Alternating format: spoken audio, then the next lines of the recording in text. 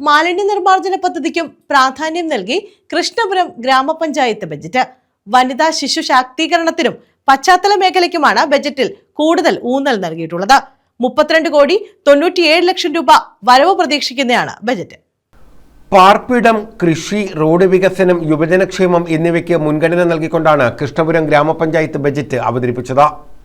പാർപ്പിട മേഖലയ്ക്ക് 3,54,8,200 രൂപയും സേവന മേഖലയ്ക്ക് 6,63,94,200 രൂപയും വകയിരുത്തി. അടിസ്ഥാന സൗകര്യ വികസന മേഖലയ്ക്ക് 4,52,22,000 രൂപയാണ് ബജറ്റിൽ വകയിരുത്തിയിട്ടുള്ളത്. ഗ്രാമപഞ്ചായത്ത് വൈസ് പ്രസിഡന്റ് സന്തോഷ് വയലിലാണ് ബജറ്റ് അവതരിപ്പിച്ചത്. 56,8,200 രൂപ പാർപ്പിട മേഖലയ്ക്ക് വകയിരുത്തിയിരിക്കുന്നു.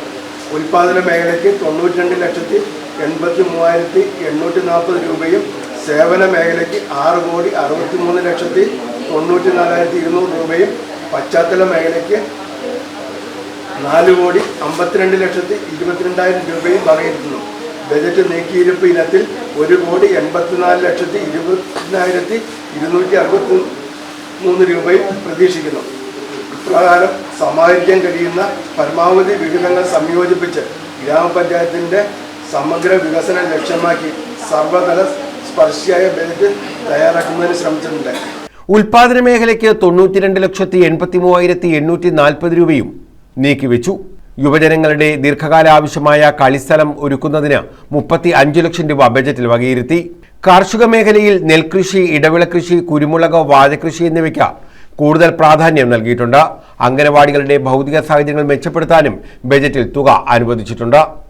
ബജറ്റ് അവതരണ യോഗത്തിൽ ഗ്രാമപഞ്ചായത്ത് പ്രസിഡന്റ് ജെസി കോശി അധ്യക്ഷത വഹിച്ചു. കൃഷ്ണപുരം ഗ്രാമപഞ്ചായത്തിന്റെ ഭരണസമിതിയുടെ ആദ്യ വർഷമാണിത്. മുൻ വർഷത്തിൽ നിന്നും വ്യത്യസ്തമായി ഈ സാമ്പത്തിക വർഷം മുതൽ തദ്ദേശ സ്ഥാപനങ്ങളുടെ സമ്പൂർണ്ണ ഡിജിറ്റലൈസേഷൻ ഭാഗമായി കെ-സ്മാർട്ട് എന്ന ആപ്ലിക്കേഷനിലൂടെയാണ് ബഡ്ജറ്റ് തയ്യാറാക്കിയിരിക്കുന്നത്.